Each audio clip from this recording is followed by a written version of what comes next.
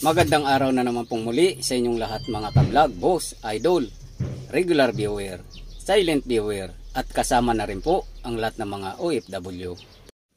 Ang gagawin ko po ngayon ay maglalagay po ako ng battery solution sa bagong battery.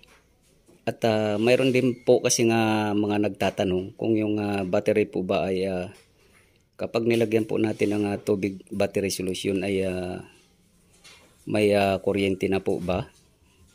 Kasi naaalangan po sila. So ngayon po ay mayroon po akong ipapakita ngayon habang nilalagyan ko po.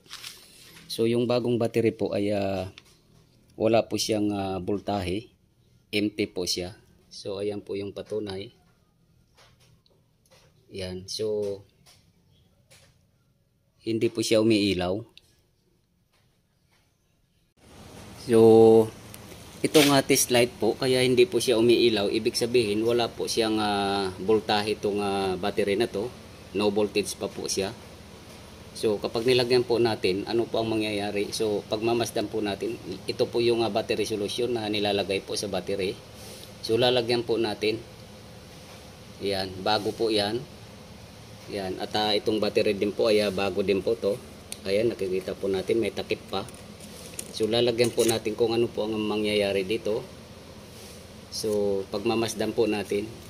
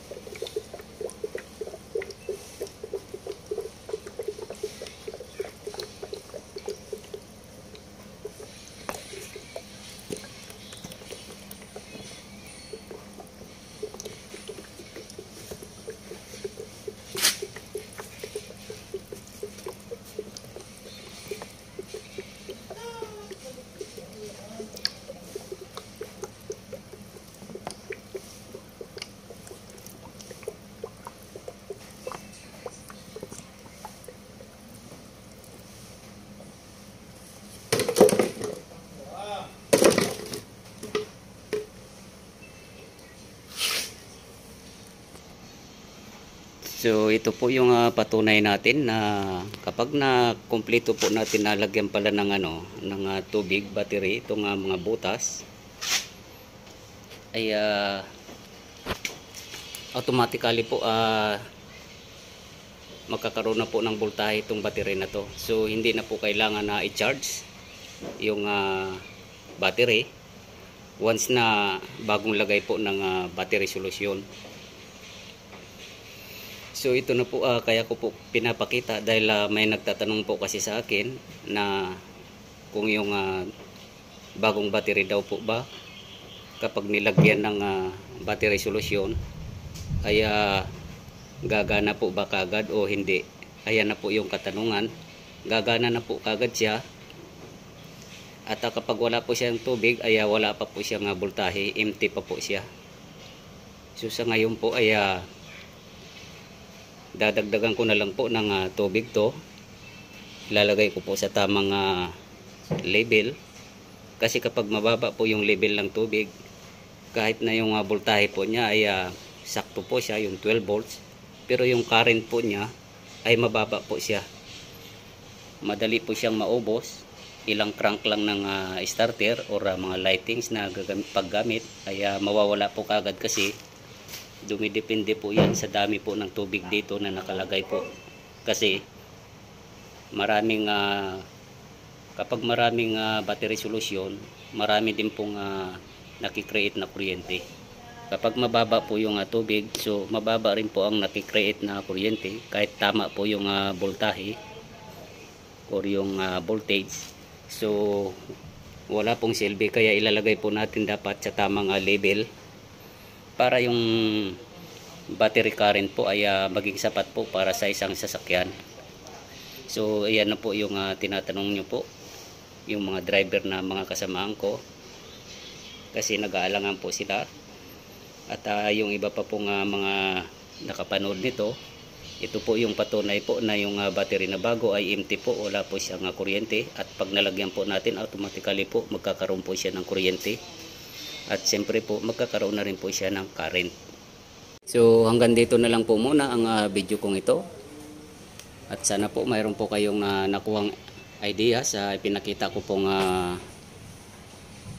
pagsalin po ng battery na empty siya, bagong bago po. At yung battery solution din po ay kabubukas ko lang din po.